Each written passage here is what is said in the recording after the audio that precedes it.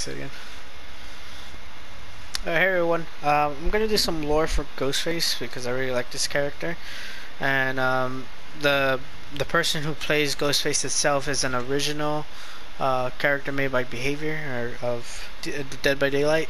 So, you know, even though he does have the Ghostface cosmetics and whatnot, anybody can be behind the mask of Ghostface, which is really cool. I like that a lot.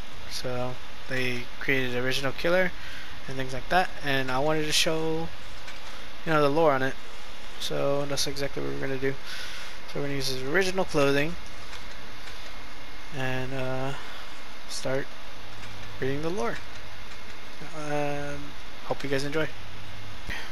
Danny Johnson, known as Jed Olson by some, grabbed the newspaper from the kitchen counter. It was a week old, but his face was on the front page, grainy and sunken. It was one of those muggy afternoons in Florida when heat and humidity permeated everything in the kitchen, making him sweat while standing still. He slouched in a damp chair to read. This article had better be good. His work in Roseville had been outstanding. Ghostface disappears. June 18th, 1993. At first glance, Jed Olson was a modest and enthusiastic freelancer with experience in a variety of small newspapers. The staff at the Roseville Gazette appreciated how easygoing and honest he seemed, and so he was treated as a stranger for no more than 5 minutes into his interview. Jed quickly spotted the editor-in-chief in the room, gave him a wide smile and a firm handshake, and talked about good old American values. And that was it. He was in. Ex-contributor at the Roseville Gazette, Olson never justified his erratic career path, which zigzagged between several small towns from Utah to Pennsylvania. There was no verification of his previous jobs. He had a decent portfolio plus a good attitude, and they needed a contributor right away. Roseville murders. Olson had been working at the newspaper for 5 months when the Roseville murders began. Victims from young to old stabbed to death in their homes. From the reports, the victims seemed chosen at random. Yet the killer knew his way around in the houses. The multiple stab wounds indicated a personal motive. No traces of DNA were found. The local police were confounded. The murders were carried with fury akin to a crime of passion yet coldly premeditated. The murderer also liked to stalk his targets. 2 victims had reported being followed on their way home by a dark figure a few days prior to their death. And the killer would follow them from Wally's. The killer would follow them from Wally's, a small bar in North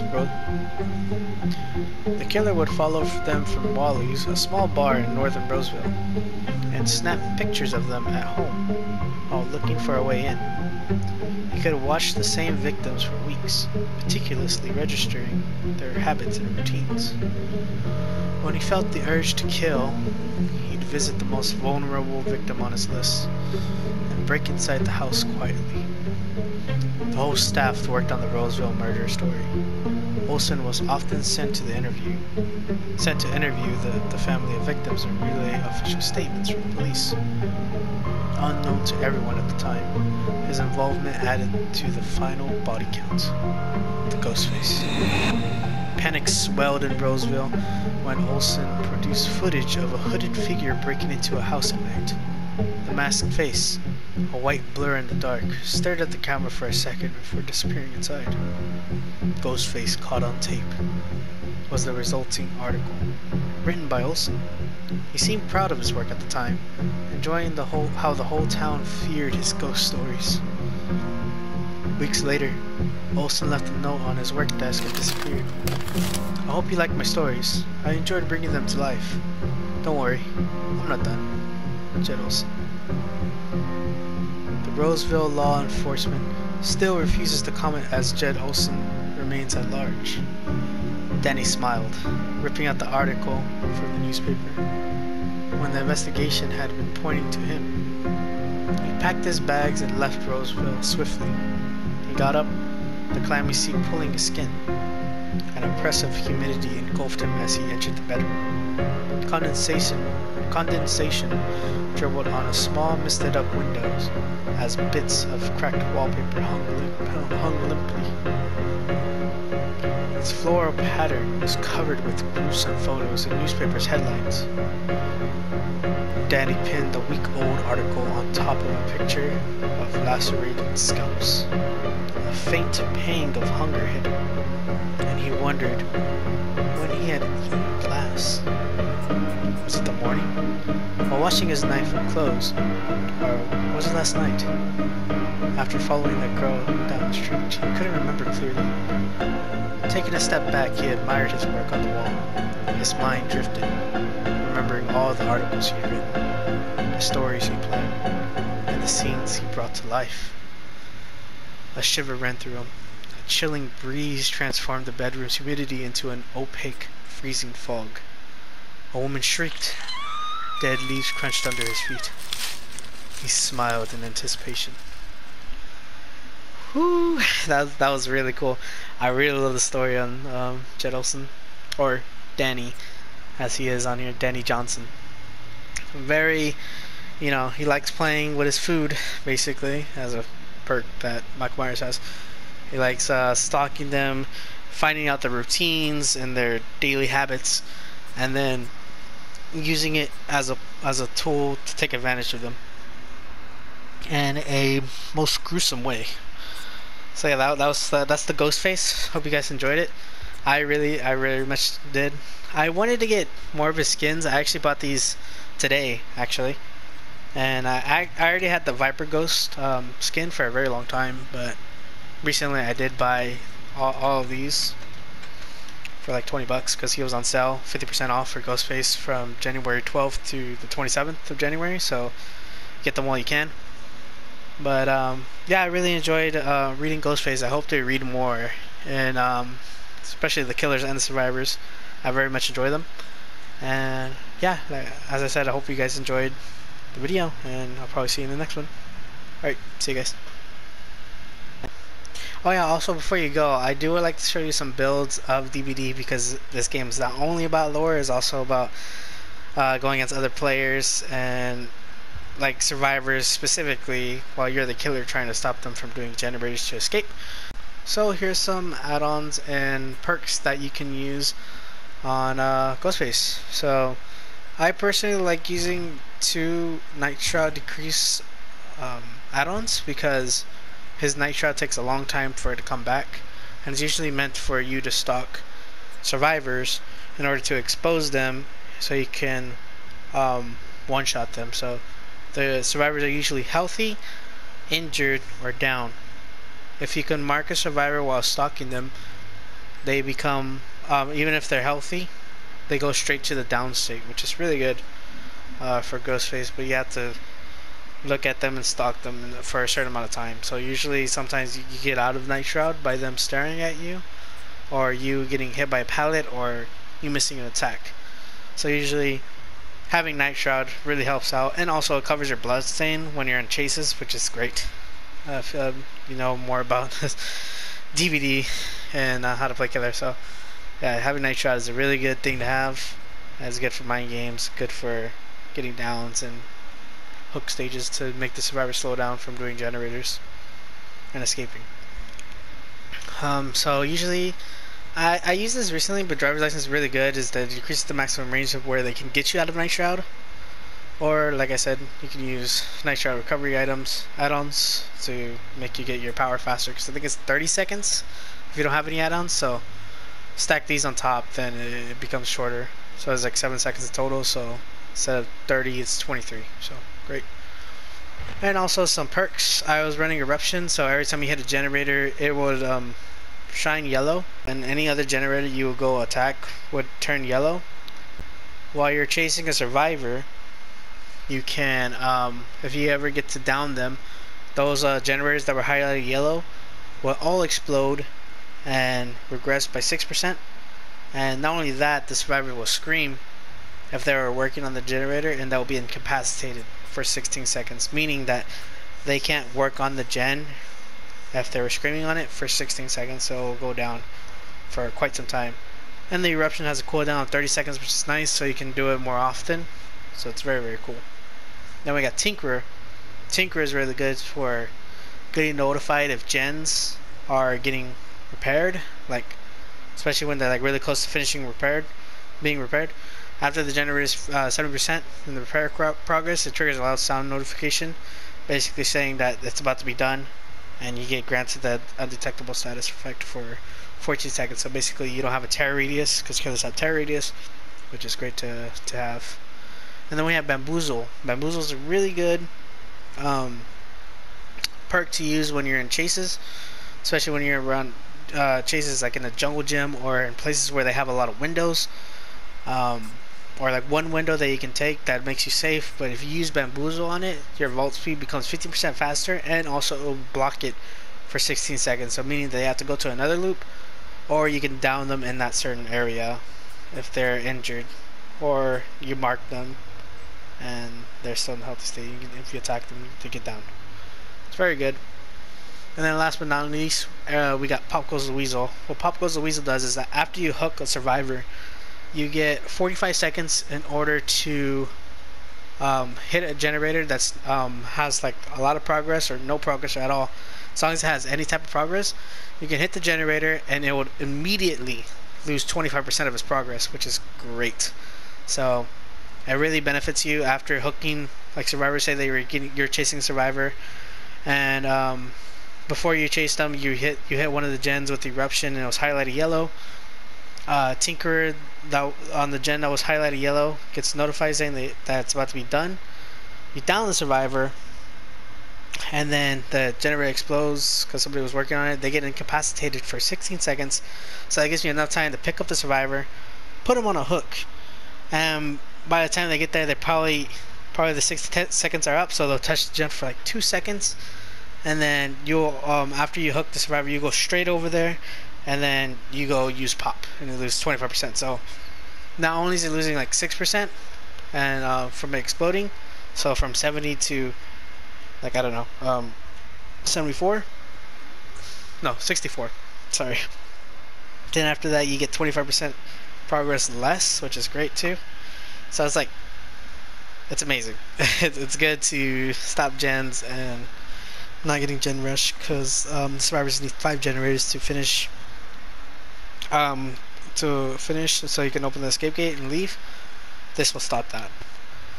This is a really good build. I highly recommend using it if you're having a hard time when getting gen rushed by other survivors. But there's other ones as well that you can take the sneaky route. Unfortunately, I don't have the perks, but oh, actually, no, I have nurses calling. So usually you'll have nurses calling, which is really good. So you'll injure survivor, and then you play hit and run. You go around, go other places, and you can do that, which is really nice. And then having save the best for last is really good as well. So if you hit anybody that's not your obsession, you gain a stack, and you get a total of 8 stacks. And every time you stack every time you hit somebody with your basic attack, the cooldown is decreased by 5%. So it can go all the way up to 40% of your cooldown. So almost half of how long it takes for you to get out of the animation of being able to attack again another survivor, which is really good. The only bad thing is that if you do hit your obsession, and this is just for save the best for last level 1, but it's less punishing in the other tiers. You can only have a maximum of 3 tiers, so first tier is great. Is that if you hit the obsession while having this perk on, you'll lose 4 of those tokens. So the only time you get tokens is by hitting another survivor that's not your obsession, and it only gives you 1. So you'd be having hard work going against other other people that are not the obsession. You attack them, you gain stacks, and then like you find your obsession because he's probably like body blocking the hook or is doing generators that you don't want him to do.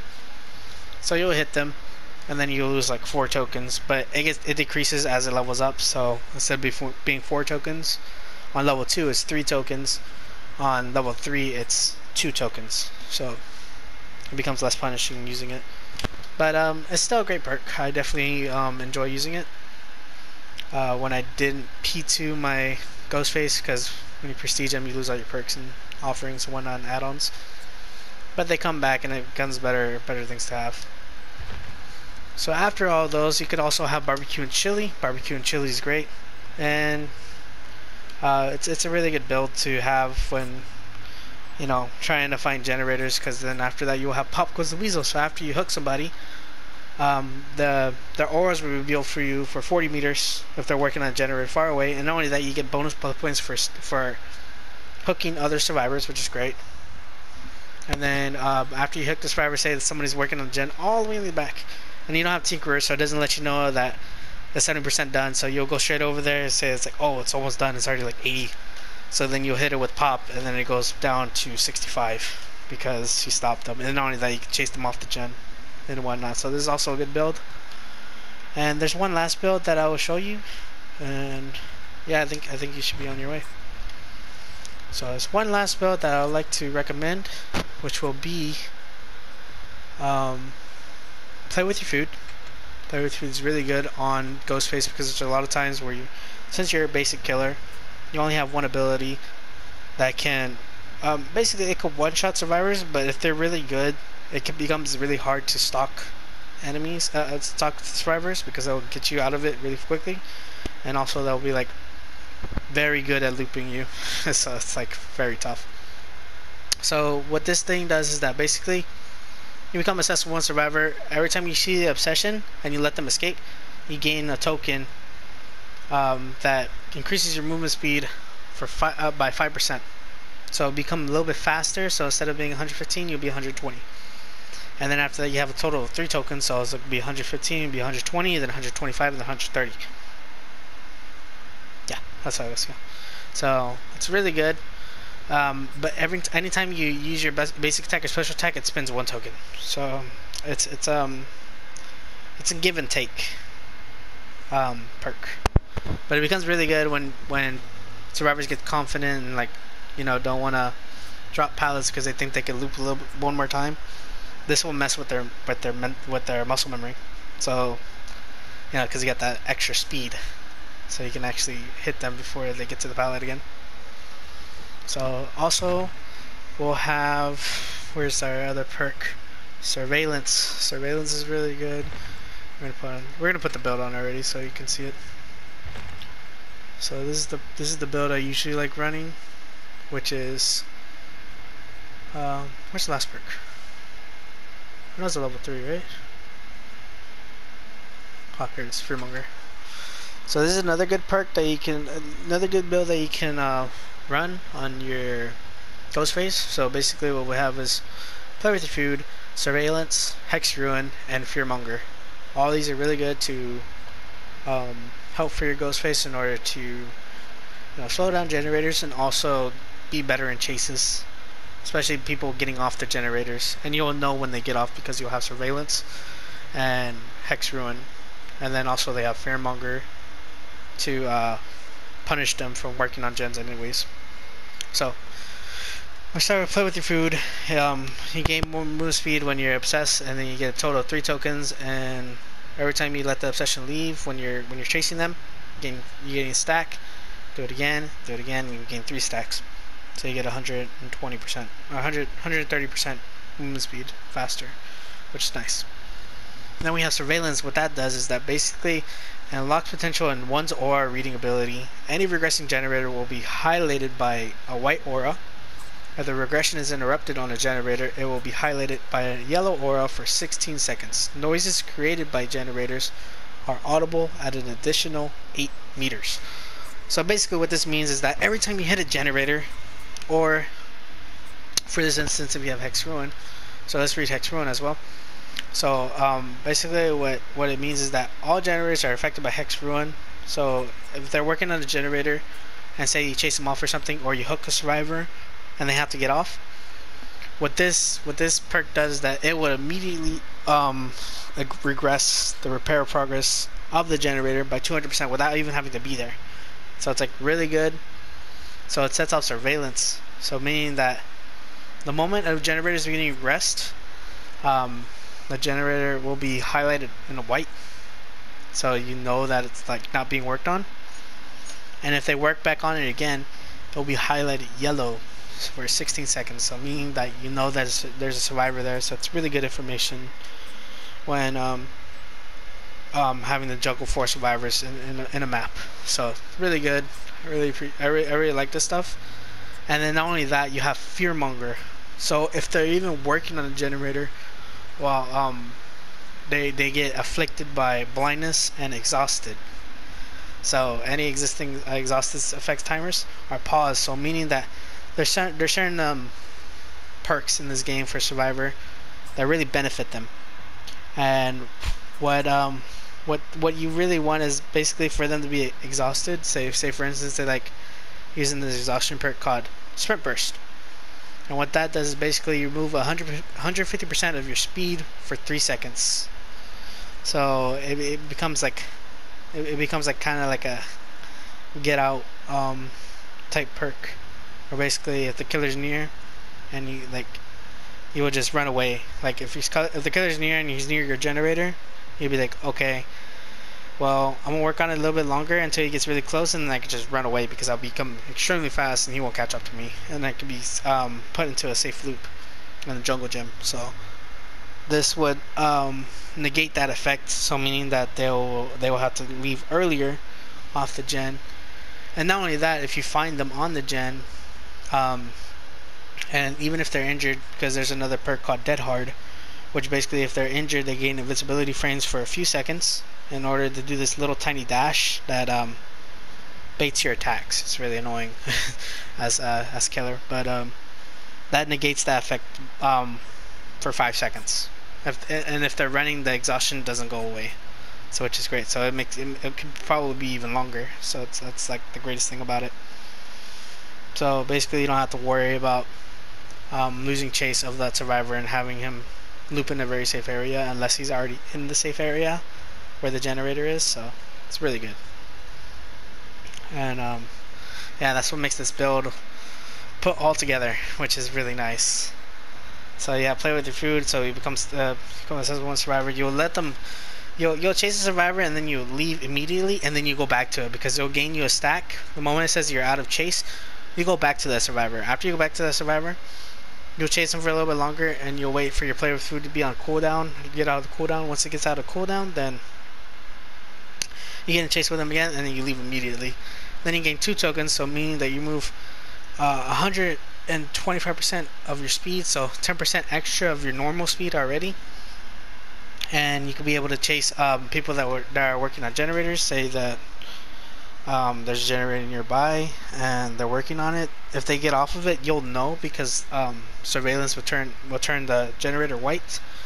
And not only that, you know that they don't have any exhaustion perks because you have Fearmonger on it, and because they're exhausted for 5 seconds, and not only that, they're blinded. So say that you down the person from a distance, and the survivor is working on a generator. Usually after you down a survivor, all the survivors will be notified that survivor is down, and the survivor will be highlighted red. If you're working on a generator, that's not going to happen. You're not going to see anything. You're going to be completely clueless and lost on where the survivor is because he got down. All you hear is a scream, and then you don't see anything. So it comes in real good play with Ghostface.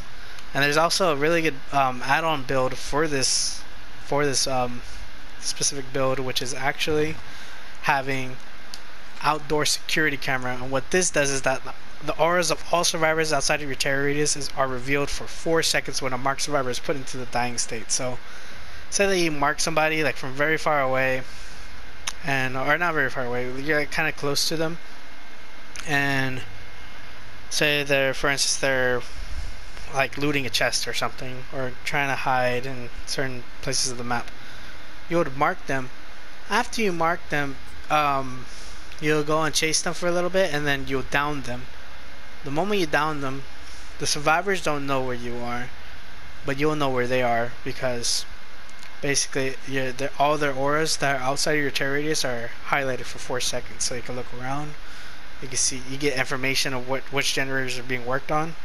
After you hook the survivor, you go straight over there, After you go straight over there, the survivors will be forced to get off the generator and leave, and that makes your surveillance go off, and that will make your hex ruin immediately start in effect. So say that they have like 50% of the generator, that thing's gonna go down in probably in like 30 seconds of the chase. So it's really good. And then not only that, they have fearmongers, so they don't even know where you're coming from, because they have blindness because they're working on the generator. So it's like this build is just amazing. And you can have driver's license to not get out of your night shroud too easily, because they have to get a little bit closer to you in order for night shroud to deactivate. So it becomes very strong at certain loops. So even if they look at you, it becomes extremely hard to get you out of it unless they're like really close. But if they get really close, then they're in danger of getting injured or even worse, downed, because you can mark them before the time they get you out of the power. So it's really good. I definitely recommend this if you want to like be super tryhard. If not, you could just use chewed pen and you know, the Olsen address book, which decreases the recovery time by 7 seconds because they stack together. So 4 seconds and 3 seconds. And this build is amazing. So yeah, those are my builds. I kind of went in depth on them, but I definitely wanted you guys to have, you know, the best build possible for Ghostface. But I probably won't recommend three builds next time, because I feel like it's very difficult to put this all in one video, because it's probably gonna be more about that than it is about the lore. But yeah, I hope you guys enjoyed it. Probably see you guys in the next one. Probably be another killer, might be a survivor, but who knows. But yeah, thanks anyways. Thanks for watching, and guys, I'll see you guys in the next one. Alright, see you guys.